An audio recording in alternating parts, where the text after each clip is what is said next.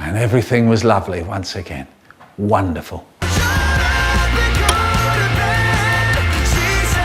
What is up guys, Mark here. Welcome back to my channel, or welcome if you're new. Today I'm going to be making another video about Panic! At the Disco, this time about their latest album, Viva Las Vengeance. I'm going to be ranking all 12 songs off the album, giving my thoughts and opinions, and I'm going to be doing an overall rating for the whole album based on the ratings they gave these individual songs. So with that, let's get into it. Starting with my least favorite song on this album, Star Spangled Banner. I don't know what Brendon was thinking when he wrote this song. The lyrics to me are just straight up confusing. Like The Land of the Freaks, I think is just so wannabe edgy.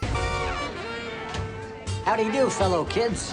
What? That's kind of the vibe I got with this song. I think it's just trying to appeal to, I guess, the younger audience or something, but doing a horrible job at it, and just doesn't sound very good. Of course, I do like things like the rock sounds, which is a thing I really do like about this entire album, but the lyrics are just so bad, they drag it down so much, that I just can't give it too many points for that. The song structure is just jarring, the chorus especially is incredibly jarring, and honestly a little bit painful to listen to. The whole thing is just a mess to me, and not a song I would want to listen to again. Also, I want to mention that since it's been a couple days since the album has come out, a lot of these songs have grown on me a lot, but Star Spangled Banner is the one song that has not grown on me at all. I think I like it even less than I did on first listen, which is saying something, because a lot of these songs really grew on me a lot. For me, there are barely any redeeming qualities for this song. Of course, I like the rock elements, and also I do kind of appreciate the references, but it doesn't save the weird and just uncomfortable lyrics. For me, this song gets a 4 out of 10. This is really not a great song by any means, and this might even be my least favorite Panic song. I think the only songs I dislike as much as this one are probably one of the Drunks, and also I'm not a big fan of Girl That You Love, but even those songs have some redeeming qualities to them, more than Star Spangled Banner does. So that's my 2 cents on that song. With that, we're gonna move on to my next song on this list, which is Middle of a Breakup. Probably the least popular song, I would say, among most fans, just from what I've read on Reddit and on social media. And for me, I can see where they're coming from. I do like some things, like the references to T-Rex, and also the Grease aesthetic, which is more so in the music video than the song itself. But the chorus and the verses, in my opinion, don't really go that well together, and the lyrics in the song are just very bizarre and honestly a little bit cheap. Although I don't like the lyrics that much, I do like the instrumental a lot. I think that's one thing about this album, is that almost all the songs have pretty good instrumentals, and this song is no exception. The song is honestly a bop if you turn your brain off and if you ignore the lackluster lyrics, and I have found it stuck in my head a couple times too, so gotta give them credit for that. The song isn't a total dud, but it definitely isn't one of my favorites, and it really isn't a song that I find myself coming back to. So overall, for me, the song is a 6 out of 10. I don't think it's as bad as Star Spangled Banner, but the song itself just isn't really for me, and definitely not Brendon's best work, especially not compared to the other songs on this album, which I think are mostly pretty good. So with that, let's move on to my number 10 spot on this list, which is...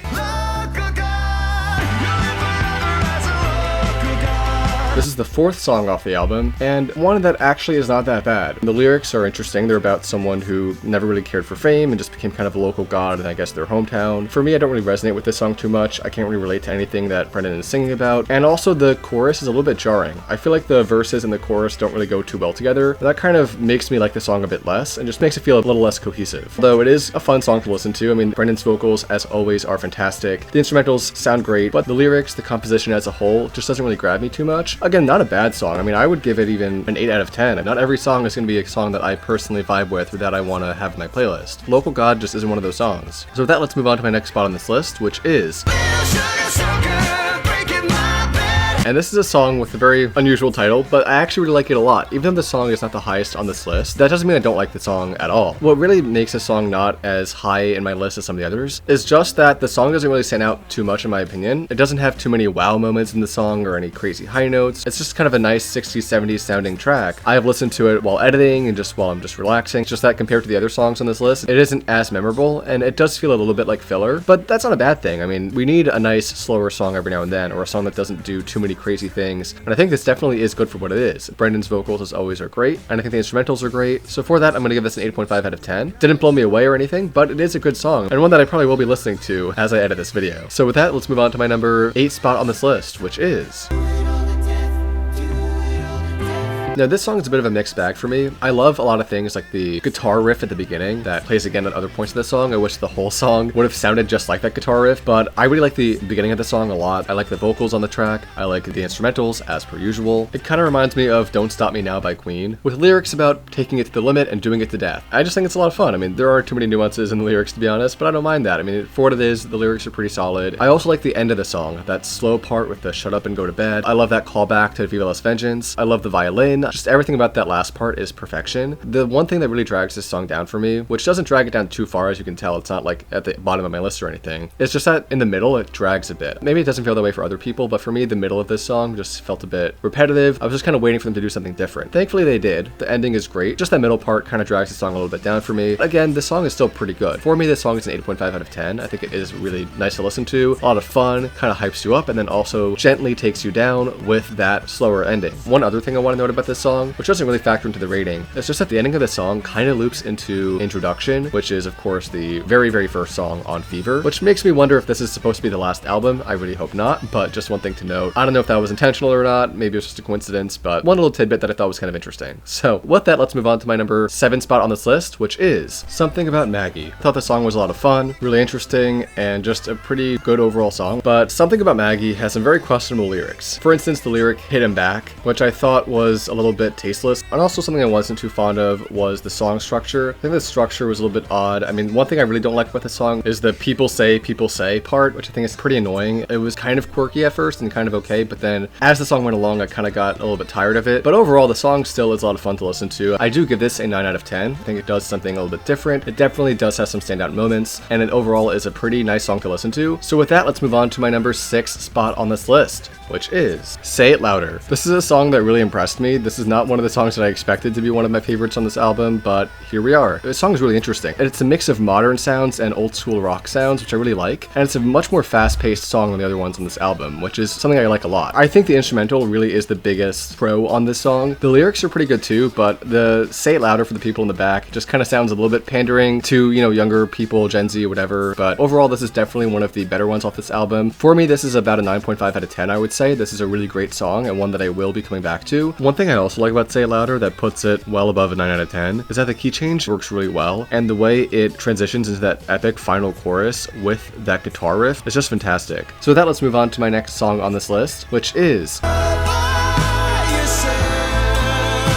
Did Brendon Neary go back in time and hire George Harrison to write a song for him? Because this sounds exactly like a song George Harrison would write. In fact, this actually sounds like a George Harrison song. It's a Pity by George Harrison. I can leave a link in the description if you want to hear that song. Try playing this song and All By Yourself side by side. It's not an exact match, but it is very similar. And that is a big part of why I like this song a lot. All By Yourself sounds amazing. The instrumentals are fantastic, the lyrics are pretty good, and overall it's a song that I do keep coming back to. It's very slow and heartfelt, which I really like a lot, and the only thing I can say that I might not like that much about the song is just that it might get a bit repetitive towards the end because he just says all by yourself a lot, but I didn't mind that so much. Honestly, the song is fantastic. It sounds amazing. Although I will say too, and I've seen this in the comments a little bit too, it's just that Brendon sounds like he's straining in some vocals. For me, I didn't really catch that at first, and now that I listened for it, I can kind of hear him sort of trying to reach those high notes but not quite getting there. But you know, for me, that isn't a huge detractor. Overall, I would say the song gets a 9.5 out of 10 just because it sounds incredible. It's definitely one of my favorite songs off the album, and I just don't rank it as highly as some of the others for those little tiny nitpicks that I mentioned that again really aren't a big deal, but are things that do impact my overall rating of the song. So with that, let's move on to my next song on this list, which is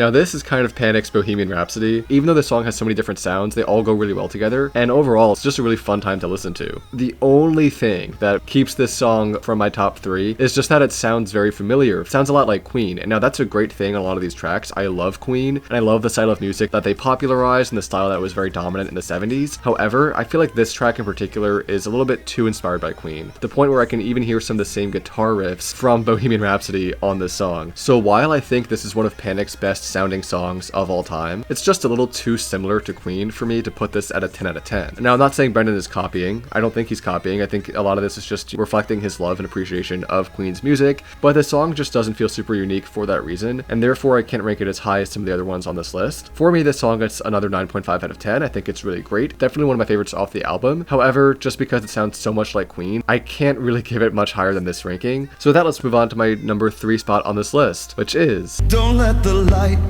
Go Out And this is a song that really impressed me on first listen and that I still like a lot today. I love the way it sounds, I love the guitar riff towards the end, I love the chorus, I love the verses. Everything about this song is absolute perfection in my opinion. The only reason why it's not as high as some of the others is just because this isn't really a song that I would listen to like on the regular or anything. This is a song that I kind of have to be in a certain mood to really enjoy. But regardless, the song is perfect. I mean, I really don't have any criticisms for it. It's just a really beautiful and emotional song, which I think is definitely one of the strongest singles that they put out. What more can I say? The song is excellent, 10 out of 10 for me. And with that, let's move on to my number 2 spot on this list, which is